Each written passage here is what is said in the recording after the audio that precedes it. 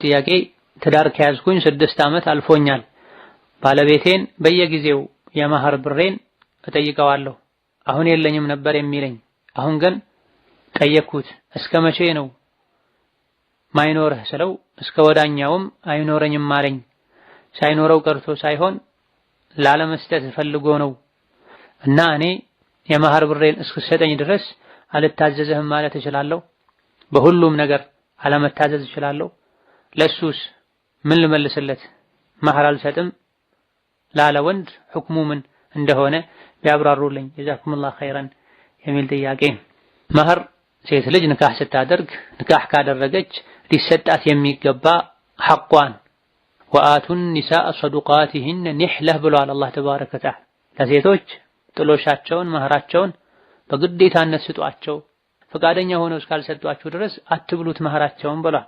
ፈአቱሁነ ኡጁረሁነ ፈሪዳ የሚል አንቀጽም አለ። መህራቸውን በግዴታነት ስጧቸው ብሏል። ያለ መህር ኒካህም የለም። መህር የሌለበት ኒካህ የለም። በጊዜው ቀጥታ ካሽ ሊሰጥ ይችላል። ወደፊት ሚሰጥ ሊባል ይችላል። በጊዜው እንኳ ይሄን ያክል ባይባል ለሷ አይነት ሴት የሚገባን መህር እሰጣለሁ ተብሎ ሊሆን ይችላል። በሆነ መልኩ ግን መህር መኖር አለበት። መህርን ጥሎ አስቀርቶ ኒካህ የሚባል ነገር የለም። መህር ላልሰጥ ብሎ ከመነየት ጋር ጋብቻ ውስጥ የገባ ዝሙት ውስጥ እንደገባ ነው የሚቆጠረው። በአፉ እንኳ ሰጣለሁ ቢል በልቡ አልሰጥም ካለ በዚህ መልኩ ኒካህ ያሰራት ሴት ለሱ ሐላል አትሆን። ከምንም በላይ ልትከፍሉት የሚገባ ገንዘብ ቢኖር ለናንተ ሐራም የነበረን የሴት ልጅ ማህፀን ሐላል እንዲሆን ያደረጋችሁበት ገንዘብ ነው ብሏል ነብያችን ሰለላሁ ዐለይሂ ወሰለም። የተለያየ እኛ ላይ መክፈሉ ግዴታ የሚሆን የንብረት የገንዘብ አይነት ሊኖር ይችላል። ከምንም በላይ መክፈሉ ግዴታ የሚሆን ሐራም የነበረን የሴት ልጅ ማህፀን ሐላል እንዲሆን ያደረጉበት የጥሎሽ የመህር ገንዘብ ነው። ወንዶች አላህን ሊፈሩ ለዲናቸው ሊጠነቀቁ ይገባል። ያታለለ ከኛ አይደለም ተብሏል።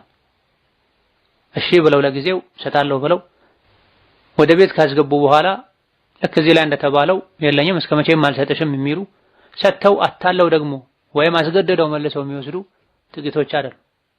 በዚህ መልኩ ሐቋ የሆነውን መህር አልሰጥም ካለ አብረው ሳይሆኑ በፊት ኒካህ ታስሮ ተራርቀው የተወሰነ ጊዜ የሚቆዩ ተጋቢዎች ከሆኑ መህሬን ሳይሰጠኝ ከወላጆቼ ቤት ወጥቼ ወደሱ ቤት አልሄድም ማለትም ትችላለች።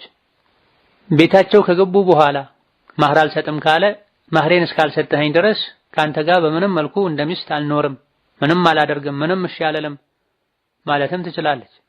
ከፊሉን በ6 ወር ውስጥ ከፊሉን ከአንድ ዓመት በኋላ ካለ አስቀድሞ ሊሰጥ ቃል የገባውን ከፊሉን ካልሰጠ የተገደበው ጊዜ ካለፈ ይሄኔም ሐቄን እስካልሰጠኸኝ ድረስ ሐቅን አልሰጥህም ማለት ትችላለች።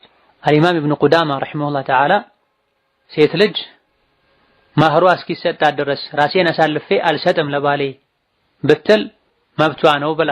አልኢማም ኢብኑል ሙንዚር ረሂመቱላሂ ዐለይህ ዒልም ካስተማሩን ዑለሞች ሁሉ የማውቀው የተረዳሁት የሰማሁት የሐፈዝኩት ሴት ልጅ ባሏ እንዳይጠጋት ማድረግ ትችላለች መህሯን እስካልሰጣት ድረስ ብላ። በድርድር በቤተሰብ በሽምግልና ሐቅን ማግኘት ከተቻለ የተሻለው ይሄ ነው። እሱ የሄደበትን መንገድ ሳይከተሉ ሐቁን ሳያጎድሉ ሁሉ ተሞክሮ ይሄ ሁሉ ተሞክሮ አይ ካለ ሐቅ እስካልሰጠ ድረስ ሐቅህን አልሰጥም ማለት።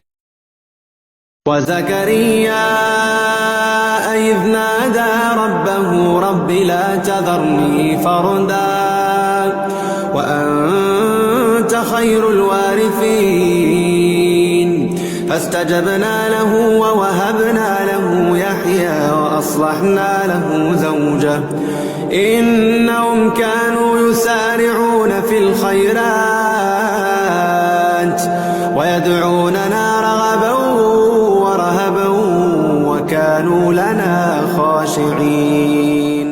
ولقد خلقنا الإنسان ونعلم ما توسوس به نفسه ونحن أقرب إليه من حبل الوريد.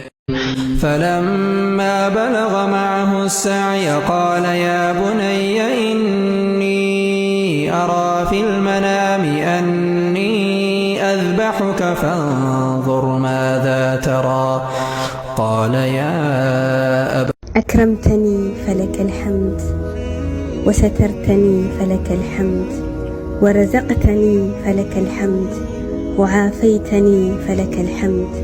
لك الحمد حبا وشكرا، ولك الحمد يوما وعمرا.